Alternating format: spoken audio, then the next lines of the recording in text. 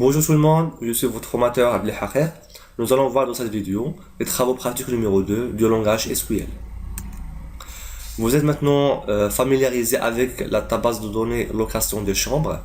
Ce qui nous intéresse le plus dans ce TP-là, c'est les deux tables, type de chambre et chambre. Nous avons déjà vu dans le TP précédent la création, la suppression, la mise à jour et la sélection de la table type de chambre. Nous allons voir dans ce TP-là la création de la table chambre ainsi que la relation qui lie chambre et type de chambre. Nous allons également traiter la sélection et la jointure entre ces deux tables-là. Alors nous allons transformer ce modèle MCD qui lie ces deux tables en MPD. Voilà le MPD. Alors c'est quoi le MPD? C'est le modèle physique de données. Elle représente en fait le langage proche du SGBD. Le SGBD qu'on utilise, c'est le SGBD MySQL. Alors ici, on trouve les types int, décimal, int, varchar et décimal. Alors ici, bien sûr, au niveau de SGBD MySQL, on trouve varchar décimal. On peut trouver dans d'autres SGBD d'autres types qui ne sont pas compatibles avec ça. Mais grosso modo, la majorité des SGBD ont les mêmes types. Nous allons transformer ce MCD en MLD comme suit. Premièrement, puisque le type de chambre contient 0 ou n chambres, automatiquement, la clé primaire NTC va être référencée au niveau de la table chambre. Et cette clé primaire NTC qui va être dans la table chambre représente la clé étrangère de la table type de chambre. C'est ce qu'on trouve ici. Ici, le NTC, c'est une clé primaire et NC, ici, c'est une clé primaire. Alors ici, on a ajouté un autre attribut à la table chambre. Cet attribut représente la clé étrangère de la table type de chambre. Et on va voir dans ce TP-là la création de la table chambre avec ses contraintes de clé primaire et clé étrangère. Nous allons nous intéresser à l'insération des données. C'est-à-dire, nous allons insérer pour un type de chambre plusieurs chambres. En ce qui concerne la sélection de données, nous allons utiliser les filtres avec l'opérateur like, filtre avec l'opérateur logic in, et également nous allons faire la jointure, c'est-à-dire la liaison entre chambre et type de chambre, et nous allons faire appel au regroupement des données en utilisant l'opérateur groupby avec les fonctions max, min, sum et count. Bien sûr, nous allons voir la mise à jour des données, mais ça va être une mise à jour spéciale, puisque nous allons mettre à jour des chambres selon le type de chambre. À la fin, nous allons voir comment on crée une contrainte d'intégrité référentielle. Donner comme exemple, on delete cette nulle. Sans plus tarder, nous allons commencer le TP. Maintenant, la table sombre. On clique sur l'onglet SQL et la commande est la suivante. Create table chambre. J'ouvre la parenthèse et je ferme la parenthèse et je mets ici. La table chambre est constituée de numéros de chambre sur NTC de type int, virgule, constitué également du FS, c'est le frais supplémentaire, de type décimal, avec 5 avant la virgule et 2 après la virgule, deux chiffres. Et on va ajouter ici le NTC de type int. Ce NTC, c'est lui qui va représenter la clé étrangère. Ici, attention, il ne faut pas mettre ici une virgule. Mais si je mets d'autres attributs, je dois mettre une virgule. Alors, nous allons voir qu'est-ce qu'on va faire avec ça. Alors, puisque NC est une clé primaire, automatiquement, elle doit s'auto-incrémenter, chose que nous avons vu dans le TP précédent. Pour faire cela, nous allons ajouter le mot-clé auto-increment. Auto-increment.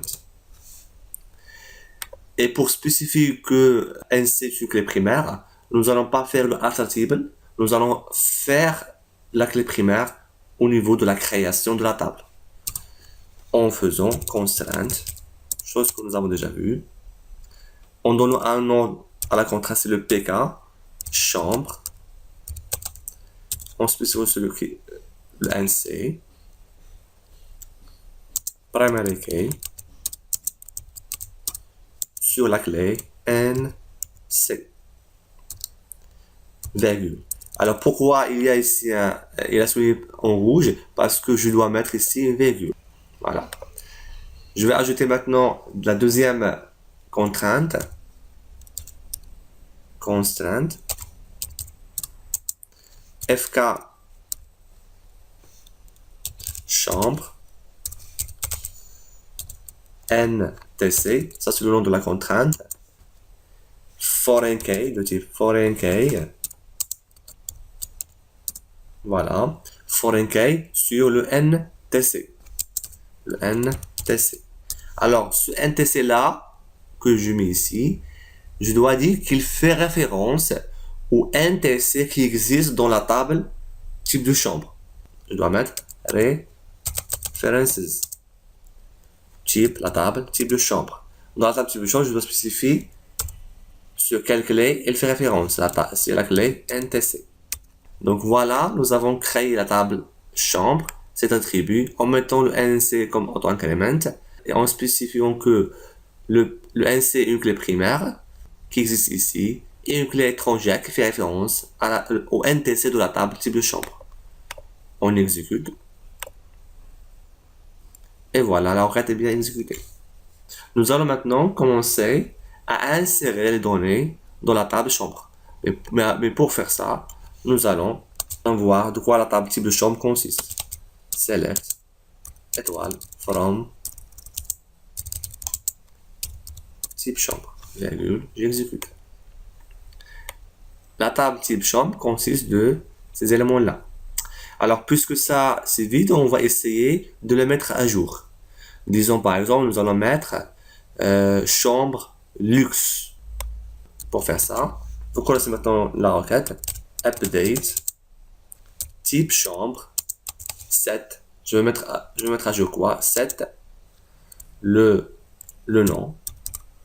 OK. Est égal. Nous avons dit, on va faire chambre luxe. C'est ça? Where. Je dois absolument mettre le where. Si je ne mets pas le where, il va mettre à jour l'ensemble des données de la table type de chambre. Where le NTC est égal à quoi? Vérifions. Est égal à 5. 5, virgule. Et je vais copier ici, là, pour voir le résultat après l'exécution de la requête. J'exécute. Ici avant. Et ici après. Ça a bien été changé. Maintenant, nous allons essayer d'insérer des données dans la table chambre. Donc, j'ai pas besoin de ça. Hein.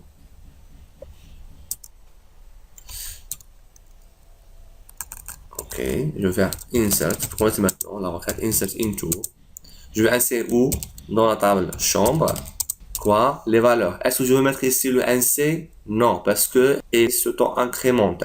Donc, je vais mettre juste le FS et le NTC. Le FS, le frais supplémentaire, virgule, et le NTC, qui correspond à la clé étrangère de la table, type de chambre. Values. Je vais mettre quoi ici, comme le FS, je peux mettre par exemple, frais supplémentaire 12, virgule, qui correspond au NTC. Voyons. Au NTC 3. OK. Je continue, je vais faire une virgule. 10 correspond au NTC 3. Ça veut dire type de chambre double contient deux chambres. Première chambre, c'est celle-là avec frais supplémentaires 12. Deuxième chambre, c'est celle-là avec frais supplémentaires 10. Je continue l'insertion. Je fais par exemple 50, 60, si vous voulez. Et là, je vais le correspondre à chambre simple. C'est le 6. Je vais mettre de même 70, virgule, chambre simple, virgule, 80, virgule, chambre simple, juste pour montrer les choses. D'accord? Et je fais avec une virgule. J'exécute. Là, ici, j'ai pas besoin de voir ça. Ou là, je peux le laisser. Et je peux ajouter chambre. J'exécute. Alors, type de chambre, c'est celui-là. et chambre, c'est celui-là. Donc, numéro de chambre 1, vous voyez là, c'est auto-incrémenté. Frais supplémentaires 12, etc. Le NTC correspond 3, 3, 6, 6. Et bien sûr, je peux continuer. Alors là, je vais faire le chambre simple. Je continue. Je vais par exemple ici, je vais mettre un 0 ici. Comme ça, pour différencier les choses. J'ai dit que je vais travailler avec chambre simple avec TV et chambre double avec TV. 6, 7 et 100. Donc, ça, c'est 7. Ça, c'est 7. Et je vais mettre ici. Ça, c'est 100. Ok. Je peux mettre ici 160. Bien. Et j'exécute. Et là, j'ai le type de chambre numéro 3 à 2 NC, ça veut dire à 2 chambres. Type de chambre numéro 6 à 3. Numéro 7 à 2 chambres. Numéro 100 à 1 seul. D'accord? Alors ici, on va essayer de faire un truc par rapport aux chambres luxe. Ça veut dire le numéro 5. Alors ici, si on suppose que le frais supplémentaire n'est pas inséré, qu'est-ce qu'on va faire? On va faire nul, virgule, et là je peux le correspondre à 5. D'accord? J'insère.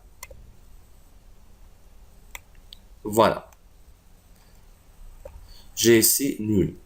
Mais à votre avis, est-ce que avoir nul est intéressant au niveau de frais supplémentaires?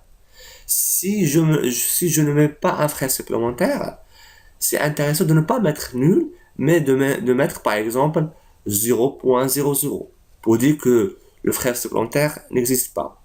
C'est au lieu d'avoir nul comme valeur. Donc, pour faire cela, nous allons modifier la table chambre telle que lors de l'insertion, si je donne la valeur nulle, automatiquement, le système va remplacer la valeur nulle par une valeur par défaut, qui est 0.00. Alors, comment on va faire ça? Lorsque j'ai dit je vais modifier la table, je vais faire appel au mot-clé alter. Table, chambre. Alors, je vais modifier la table chambre. Et je vais modifier quoi? Alter, fs. Je vais mettre 7 default 0.00. Alors, j'exécute ça. Et la requête a bien été exécutée. Maintenant, nous allons ajouter une chambre sans spécifier le frais supplémentaire. Insert into chambre. Je ne spécifie pas le numéro de chambre puisqu'il s'incrémente de manière automatique. Et je ne vais pas spécifier le FS sur le frais supplémentaire. Il ne me reste que le numéro de type de chambre, le NTC. Values. Disons que je vais créer une chambre associée au type de chambre numéro 3. Point virgule. Après, je vais afficher le résultat.